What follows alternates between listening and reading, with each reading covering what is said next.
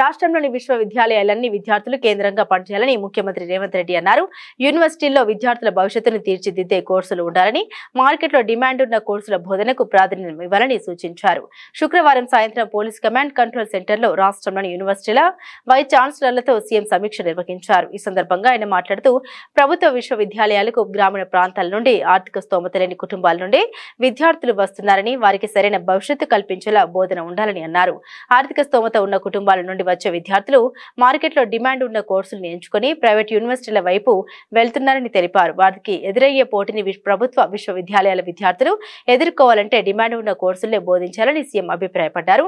ప్రస్తుతం పలు యూనివర్సిటీల్లో పెద్దగా ప్రాధాన్యం లేని కోర్సులను బోధిస్తున్నారని, వాటిని రద్దు చేసి నూతన కోర్సుల్ని ప్రవేశపెట్టాలని సూచించారు. ఆయా కోర్సులకు చెందిన ప్రొఫెసర్లకు అడ్మినిస్ట్రేటివ్ బాధ్యతలు అప్పగించాలన్నారు. యూనివర్సిటీలను కొందరు ప్రొఫెసర్లకు పునరావాస కేంద్రాలుగా మార్చవద్దని అన్నారు. ఈ సందర్భంగా వీసీలకు తమ వర్సిటీల్లో ప్రొఫెసర్ల కొరత, భవనాలు, ఇతర వసతుల సమస్యల్ని సీఎం దృష్టికి తీసుకురాగా వర్సిటీల అభివృద్ధి కోసం అవసరమైన నిధులు కేటాయించేందుకు ప్రభుత్వం సిద్ధంగా ఉందని తెలిపారు.